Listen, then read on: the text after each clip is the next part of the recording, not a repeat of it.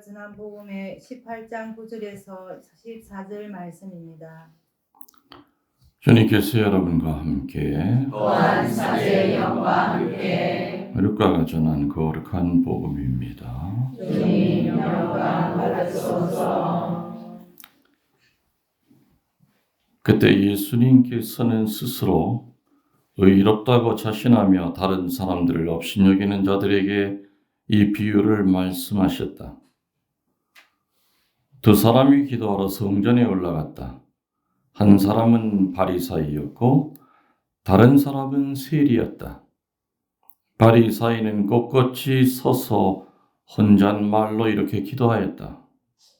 오 하느님, 제가 다른 사람들 강도짓을 하는 자나 불의를 저지르는 자나 간음을 하는 자와 같지 않고 저 세리와도 같지 않으니 하느님께 감사드립니다.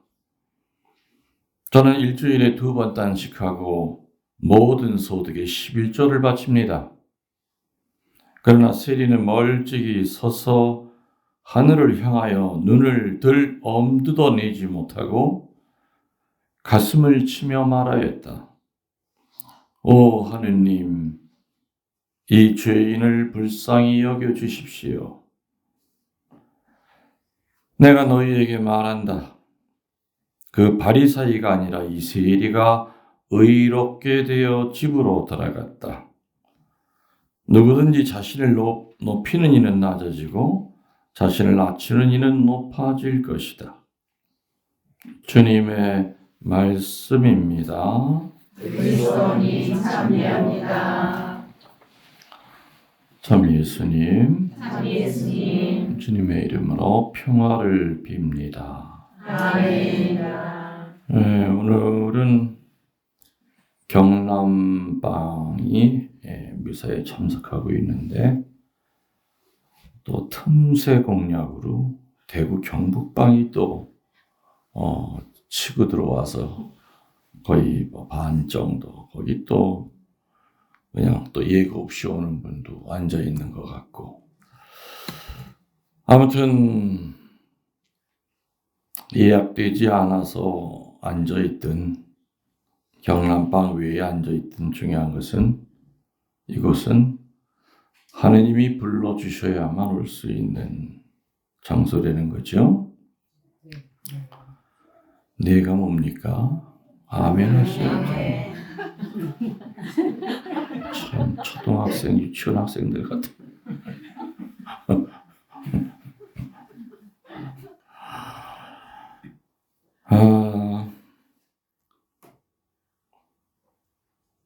마귀가 어느 성인에게 계속 유혹을 했어요. 물질의 유혹도 하고 또 음란에 대한 유혹도 계속했어요. 그렇지만 성인은 꿋꿋하게 그 두 가지를 다 물리쳤습니다.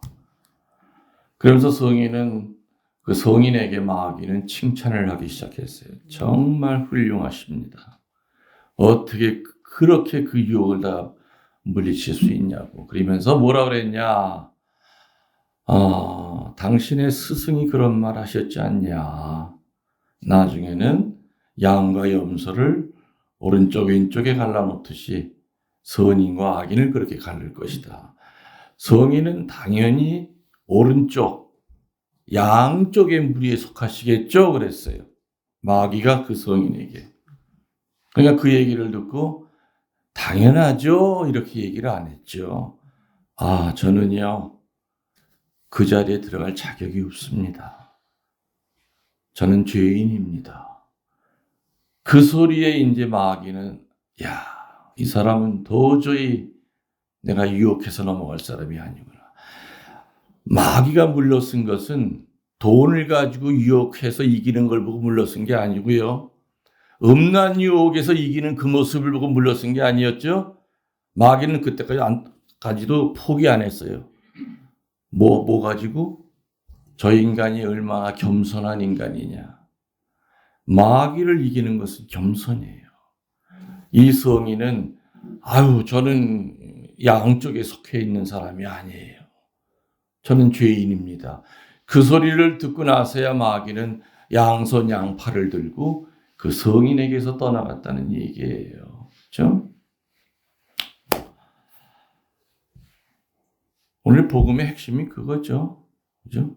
바리새이와 세리가 성전에 기도하러 갔는데 바리새이는 뭐 조금의 망설임도 없이 성전으로 뚜벅뚜벅 걸어 들어가서 맨 앞에 가서 팔을 벌리고 뭐라 그랬어요? 저 아시지요? 제가 어떻게 사는 사람인 줄 아시지요? 11조 칼같이 바치고요. 저 간음 생각도 한 적 없어요.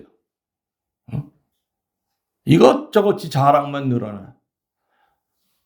저 바깥에 있는 저 세리 저놈과 저 비교도 하지 마세요. 저놈은 얼마나 죄가 많은지 성전 안에도 못 들어오잖아요. 근데 오늘 복음에 그날 그리고 그 세리는 어떤 말만 계속해요. 감히 성전 쪽을 쳐다보지도 못하고 그냥 고개 숙이고 눈물만 흘리면서 딱 한마디만 계속하죠. 주님, 죄인입니다. 자비를 베풀어 주십시오. 주님, 죄인입니다. 자비를 베풀어 주십시오. 결국에 그날 의인으로 인정받고 돌아간 것은 스스로 의인인 척했던 교만한 바리새이가 아니라 끊임없이 죄인임을 고백하면서 하느님께 자비를 청했던 세리가 의인으로 인정받고 돌아왔다는 것이 오늘 복음의 핵심이에요. 맞습니까? 아멘. 여러분들은 구약 시대에 살고 계십니까? 신약 시대에 살고 계십니까? 신약 사건 확실하죠? 또 여러분들은 율법의 시대에 살고 계십니까? 성령의 시대에 살고 계십니까? 성령의 시대. 아는 건 나보다 더 잘 알아.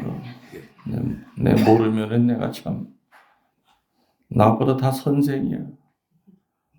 그런데 여러분들이 여러분의 입으로 나는 분명히 신약 시대에 살고 있는 또 성령의 시대에 살고 있다고 얘기는 해놨어요.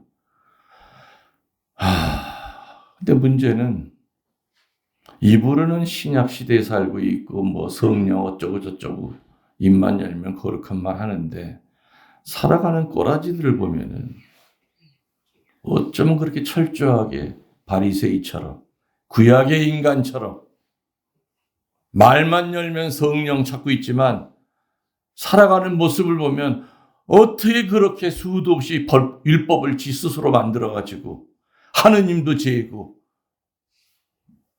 내 주변 사람도 죄고 눈금도 맞지도 않는 그 잣대를 가지고 눈만 뜨면 판단 저울에 올려놓고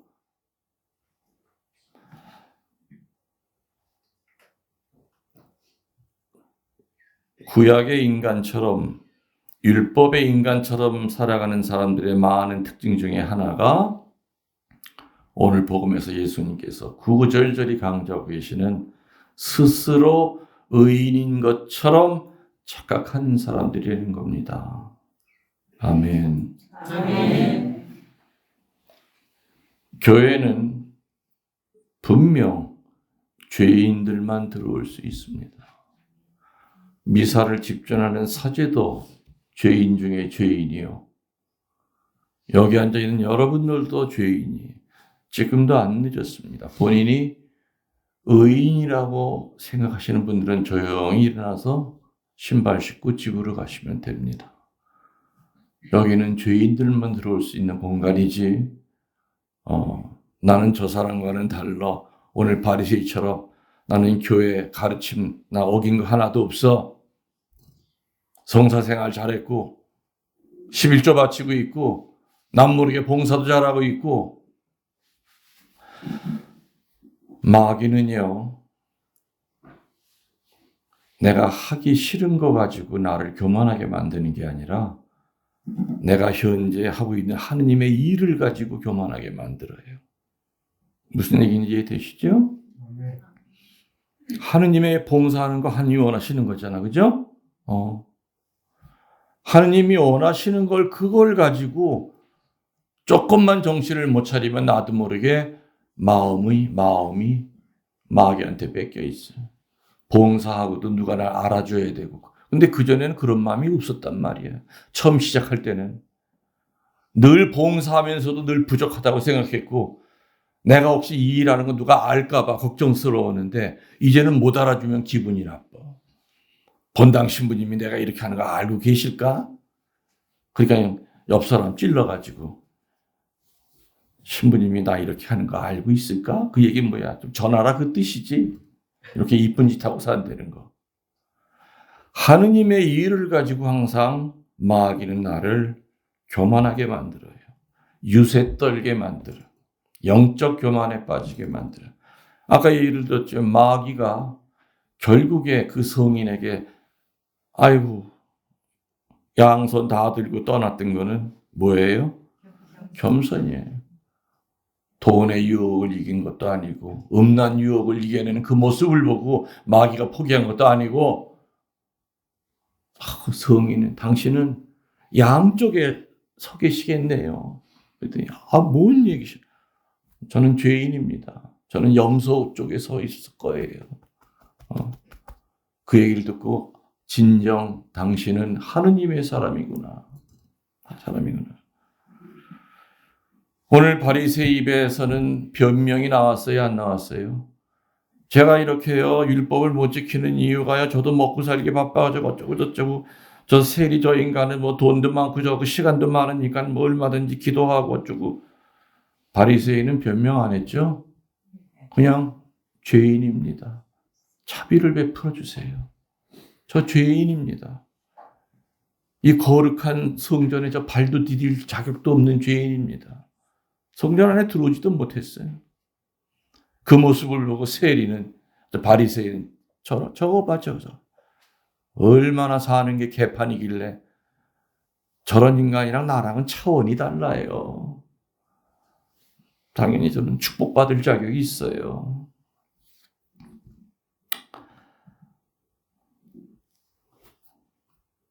여러분들은 과연 죄인과 의인 편에서 한쪽에 서라고 하면은 자신 있게 어느 쪽에 서실 건지. 스스로 의인이라고 생각하는 이들은요, 공통적으로 아주 큰 심한 병이 있어요. 세상에서 제일 무서운 병에 걸린 사람들이 자기는 의인이라고 착각을 해요. 가장 무서운 병, 뭡니까? 암, 그죠? 그냥 심장 질환으로 갑자기 할 수도 있고. 그전에는 팬데믹 생기고 나서는, 그죠? 좀 많이 죽었잖아요. 또 그전에는 후천성 면역 결핍증, 에이즈라고 그러죠. 에이즈. 오죽하면 그 에이즈의 약자가 얼마나 많이 죽어나가길래. 약자가 AIDS죠. 그 약자가 뭔지 아세요? 이제 다 살았다. 그거 줄임말이 AIDS요. 이제 다 살았다. 얼마나 그게 불치병이었으면.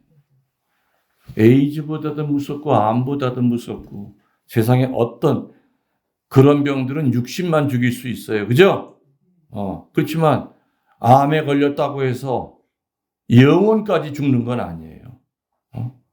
오히려 아주 역설적인 얘기 같지만 길 가다가 갑자기 차 사고로 죽을 수도 있어요. 아무런 준비도 못하고 죽어요. 회개도 못하고 죽어요. 유언 한마디도 못하고 죽어요. 그럴 수도 있죠. 근데 오히려 암병은 준비할 수 있잖아요. 그래서 난 이제껏 수많은 암 환자들의 선종을 지켜보면서 준비 안 하고 죽은 암 환자들은 한 명도 없었어요. 비록 몸은 그 암세포 때문에 뼈와 가죽밖에 안 남고 처참해져 가지만 마지막 순간까지 사제에게 강복을 받고 병자성사 받고 예수님 성체 마지막으로 영하고 할 얘기 다 가족들 입으로 손 한번 잡아주고 슬퍼하지 마라. 우리 또 만나자. 준비할 수 있는 병은 암이에요. 어찌 보면은. 근데 아무튼 이런 병보다도 더 무서운 병. 퀴즈. 3글자예요. 불감증. 그렇지. 누가 얘기하셨어? 어디서 불감증? 미국에서도 아주 저면이 미국에서 왔다며. 미국 어디예요? 코로라도 중에. 콜로라도. 내 차가 콜로라도예요. 쉐보레 콜로라도. 뭔가 가깝게 확 느껴지네.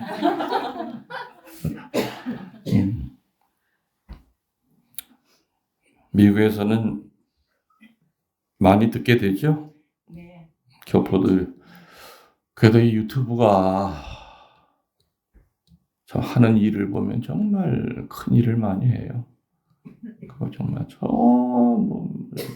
지금 전 세계에 다 나가 있잖아요, 우리 교포들이. 근데 가끔 나한테 이렇게 뭐 이메일 같은 거, 편지 같은 거로 보면은 정말 주변에 한국 사람이 하나도 안 살아요. 거기서 유일하게 그렇다고 해서 미국 말을 뭐 미국 신부님이 강연하는 거 알아들을 수 있느냐? 3분의 1도 못 알아듣겠대. 정서가 다르잖아. 그래서 유일하게 미사 갔다 와서 내 강론 유튜브 들으면서 그 힘든 나라를 견디고 있습니다. 그런 걸 보면은 이렇게 그 현대 문명의 이기도 잘 쓰면은 정말 선한 영향력을 주는구나. 저 자매님 얘기 맞아요. 에이즈보다 무섭고 암보다 무서운 게 무슨 병? 여러분 다 들어본 거예요. 그죠? 피정 떼고 뭐고. 내가 수도 없이 했죠. 왜? 중요한 것은 자꾸 반복해서 가르쳐야 돼. 그래야 안 잃어버려. 그러면 자매님 그 마무리까지 좀 해주실래요? 불감증이 내가 크게 몇 가지로 얘기했어요? 할 때는 2가지, 3가지, 4가지, 3대 불감증. 혹시 아세요? 내용을? 뭐 틀려도 괜찮아. 죄에 대한 불감증. 그렇지. 그것도 하나 들어가요. 또? 저기다가 지금 내가 묻잖아. 또 갑자기 뒷북치고 또 아는 척하고 있어. 아이 참. 또 저 은총의 불감. 말씀에 대한 거. 그렇지. 또 동생이 또 거들어주네 또. 3대 불감증이 죄의 불감증, 은총의 불감증, 말씀의 불감증. 그 순서는 첫 번째 은총의 불감증은 뭐든지 병에 걸리면은 그 상태가 나타나죠. 감기 걸리면 콜록콜록 기침을 하듯이, 그죠? 무슨 병, 뭐든지 병은 증세가 나타나. 그럼 이 은총의 불감증에 걸려 있는 환자는 어떤 증세가 나타나? 쳐다보지 말고 얘기해봐요. 맨 앞에서 그렇게 자신 있어 앉아 있는 거 보니까 내가 묻는 거 다 대답할 수 있다 이거 같은데. 은총의 불감증 환자들에게 나타나는 그 병의 증세가 뭐냐 이거예요. 감사할지 모르는. 내가 묻고 있잖아. 왜 또 자꾸만 이렇게. 감사할지 모르는. 아니 그거는 마지막 얘기고. 증세. 기다려도 됐어. 은총의 불감증 환자들의 제일 첫 번째 특징은 뭐냐면은 은총 찾아 산만리. 어디서 뭐 한다 하면 쫓아가. 월정리 가면은 축복받아 쫓아와. 신부님 피정한다고 쫓아가. 무지하게 좋은 얘기만 하루 종일 들어. 그래서 돌아 나올 땐 이 머리만 잔뜩 커져. 그냥 가부수처럼. 머리로 들은 걸 가슴으로 끌어내려서 내 의지로 열매를 맺어야 되는데 성경에 나오는 것처럼 듣기만 하면서 자기 자신을 속여요. 보고 들은 그 좋은 말들이 겸손의 재료가 되지 않고 교만의 재료가 돼요. 그리고 판단해. 번당 미사 가서도 에휴 번당 신부님 강론 참 아유 CCM 못 듣겠어. 이 건방을 떨어.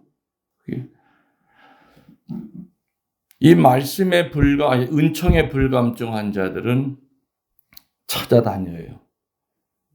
그래서 그 자리에서는 많은 걸 듣고 많은 걸 깨우치는데 그 장소에서 피정 갔다 올 때마다 한 가지씩만이라도 열매를 맺을 수 있다면 죽을 땐 거의 반성인처럼 죽을 거예요. 그렇죠? 근데 이 머릿속에 지식으로만 남아있는 거예요. 그리고 피정 갔다 와서 밥 먹고 나면 다 까먹어. 오늘 엄청 내가 감동을 하긴 한 것 같은데 뭔 얘기를 들었네. 그러니까 그게 똑같은 통계예요. 주일 미사 끝나고 나서 통계조사를 했대. 오늘 복음이 뭐고 오늘 본당 신부님이 강론한 내용이 뭐냐고 물어봤을 때 제대로 답하는 사람이 10%도 안 됐대. 그러니까 미사 시간 내내 그냥 뇌사 상태에 빠져서 미사하는 거예요. 얼굴이랑 뭐 눈은 앞으로 가 있는데 머릿속은 미사 끝나면 뭘 먹을까? 오늘 저녁 점심에 뭘 먹을까? 누굴 만나야 될까? 혼수 상태에 빠져서 미사하는 거죠. 은총이라는 것은요, 찾아 헤매 돌아다니는 것이 아니에요. 은총을 찾는 출발점은 피정 가서 찾는 게 아니라 피정 가서는 뭘 느끼냐? 세상에 내가 은총 덩어리였다는 걸 모르고 살았구나. 우리 가정이 은총 덩어리였다는 걸 모르고 살았구나. 그걸 깨닫고 돌아오는 거지 피정 가서 은총을 새로 받는 게 아니에요. 은총은 찾아 헤매는 게 아니라 이미 와 있는 은총을 겸손하게 발견하는 거예요. 아멘. 어디서 발견해야 되느냐? 그 장소가 집이에요. 내 가정 안에서 은총을 발견 못하면 이 세상 어디를 돌아다녀도 바티칸에 가서 교황님을 만나도 아무 소용이 없어. 그래서 은총은 내 집에서 발견하고 그 다음에 인정해야 돼요. 두 번째. 세 번째 고백해야 돼요. 주님, 내 가정 안에 주님 계셨다는 거 이제껏 모르고 살았습니다. 인정해야 돼. 그 다음에 네 번째, 감사해야 돼. 감사는 네 번째 단계에 나오는 거예요. 그리고 그걸로 끝나면 안 돼. 근데 대부분의 신자들은 감사조차 안 해요. 그리고 감사하는 사람조차도 마지막 5번째까지 가기가 힘들어. 봉헌까지 가야 돼.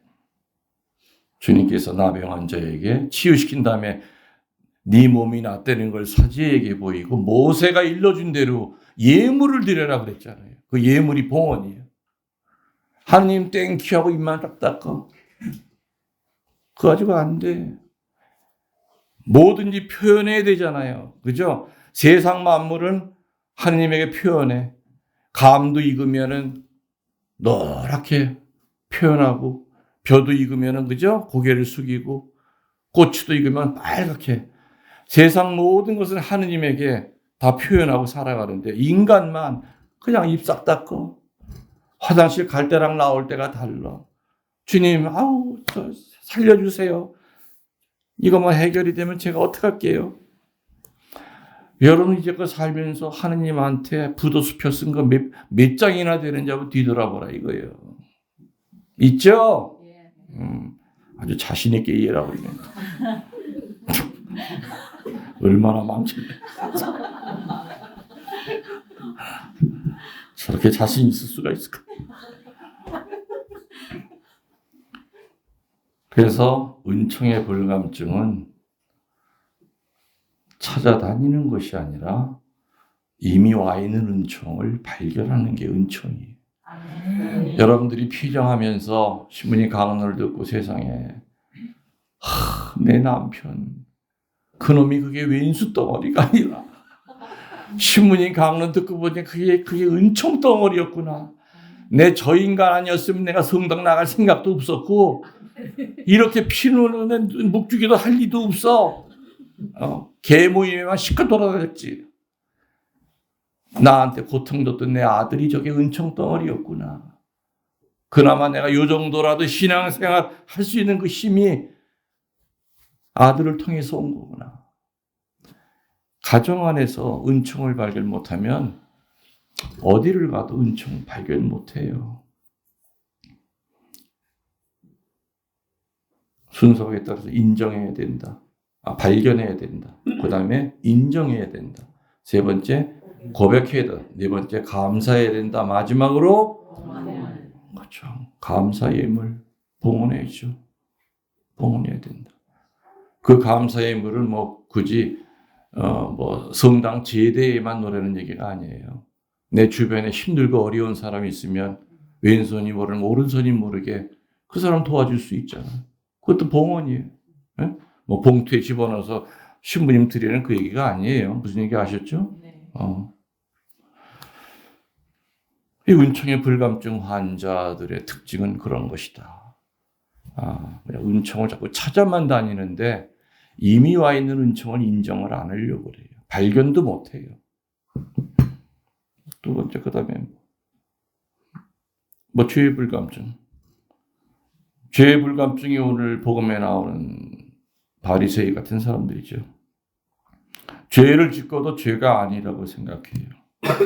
내가 언젠가 강원 때 그런 얘기했어요. 죄는 소극적인 죄가 있고 적극적인 죄가 있다고 그랬죠. 소극적인 죄는 뭐냐? 조금만 생각해도 내가 죄라는 걸 느껴요. 내가 간음을 했어. 이거는 깊이 생각할 필요도 없죠. 내가 도둑질했어. 깊이 생각할 필요도 없어요. 그죠?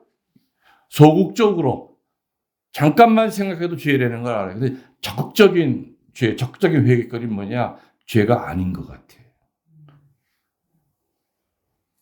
교만한 것이 죄가 아닌 것 같아요. 오늘 바리새이파처럼. 그죠?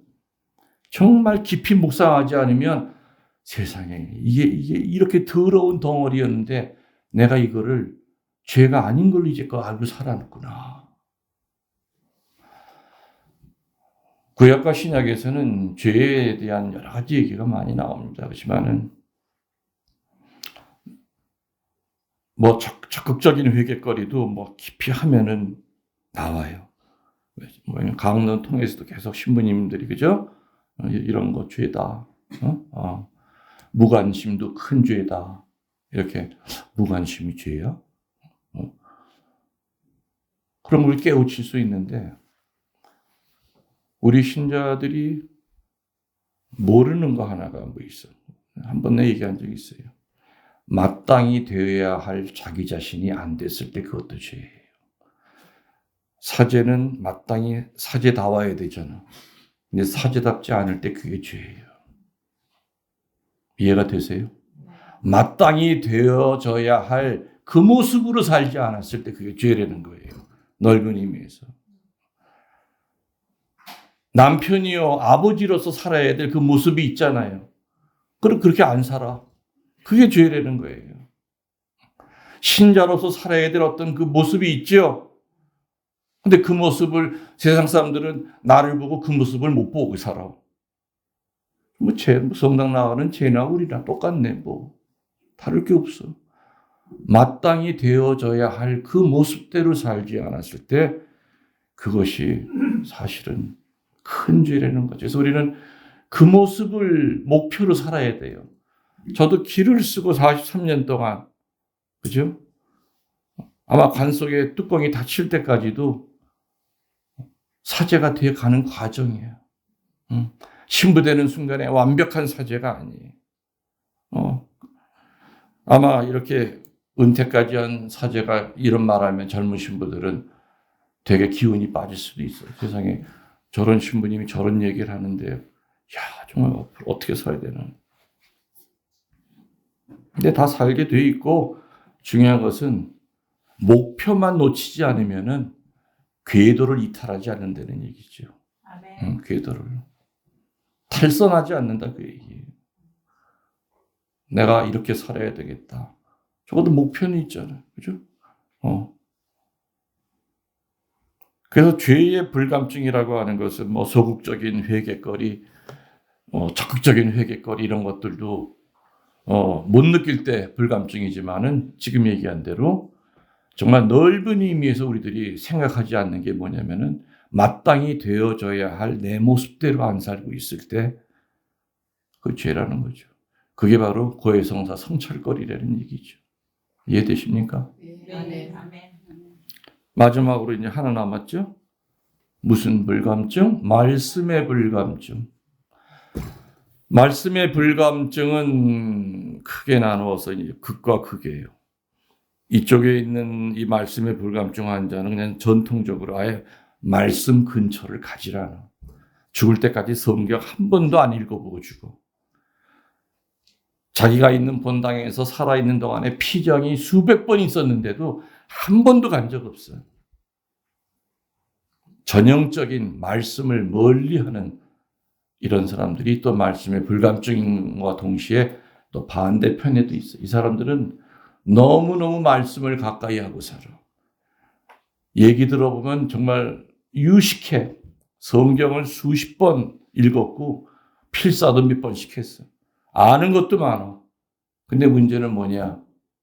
아까 얘기한 것처럼 머리만 커져서 열매를 맺지 못해요. 이쪽 사람들은. 이쪽 사람들의 대표적인 부류가 뭐냐? 교회 봉사자들이에요. 말씀 봉사자들. 열심히 공부하죠. 뭐 성서 40주간 뭐 해서부터 5만 공부는 다 해요. 많이 배웠어요. 유식해. 근데 사는 걸 보면은 그 겸손한 모습으로 사냐? 그게 아니야.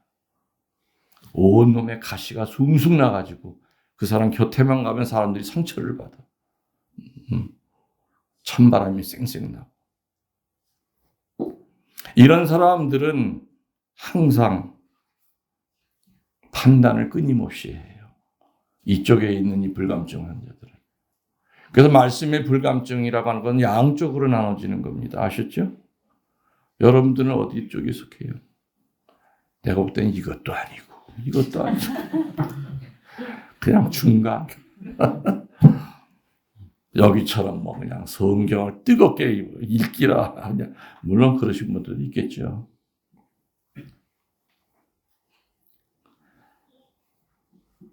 말씀의 불감증, 은총의 불감증, 죄의 불감증 잊지 마세요.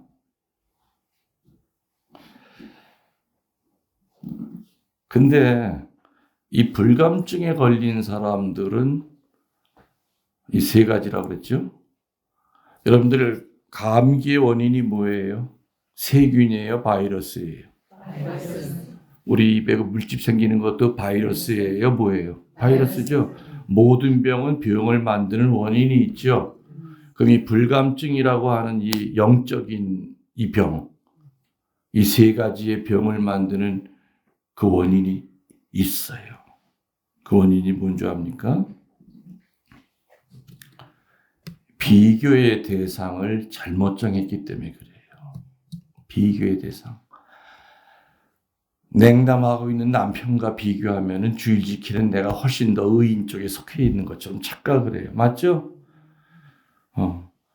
냉담자들을 비교하면 주일 지키는 내가 훨씬 더 의인 쪽에 속해 있는 것처럼 바리새이가 돼버려요. 아우 저 인간 뭐 명색이 구견돼도 성당 안 나가는 거 봐.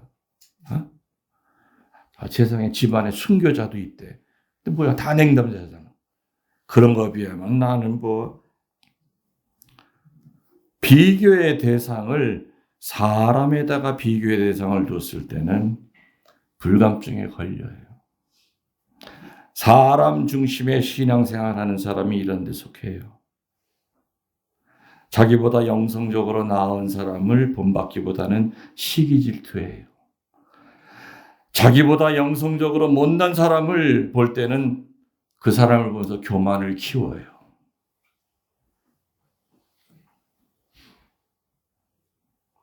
그래서 여러분들의 살면서 비교의 대상은 눈에 보이는 인간이 아니라는 얘기죠.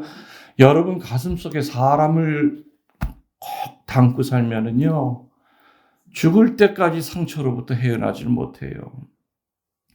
여러분 가슴속에는 오로지 예수 그리스도, 그분이 비교의 대상이 돼야 돼요. 아멘. 그래서 우리들은 항상 교만한 마음이 들 때마다 나는 주님만큼 선한가? 손 들어봐요. 주님만큼 선한 사람 없잖아. 에? 사람 죽인 살인범보다 내가 선하죠. 그죠? 비교의 대상을 항상 사람이랑 비교하다 보면 지가 잘난 것처럼 착각을 해. 나는 그리스도만큼 기도하는가? 여러분 중에 정말 기도 많이 하는 사람이라 하더라도 예수님만큼 기도하는 사람 없잖아요. 나는 그리스도만큼 순명하는가? 예수님은 죽기까지 순명했잖아요. 나는 그리스도만큼 봉헌하는가? 나는 그리스도만큼 봉사하는가?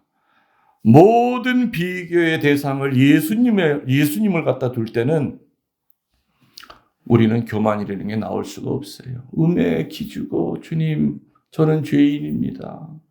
나보다 현찮은 인간이랑 비교해보면 내가 그래도 우리 성당에서 그래도 열심한 사람 축에 속하는 것처럼 내가 알았는데 주님과 비교해보니까 세상에 저 아무것도 아니네요. 아무것도 아니네요. 그래서 여러분의 가슴에 누구를 담으라고요? 예수님 담고 살아야죠. 예수님만큼 내가 나누면서 산 적이 있는가? 이러다 보면 내가 조금 나눴다는 거에 대해서 자만감 가질 필요 없죠. 예수님은 다 내주셨잖아요. 모든 걸 다 내주셨잖아요.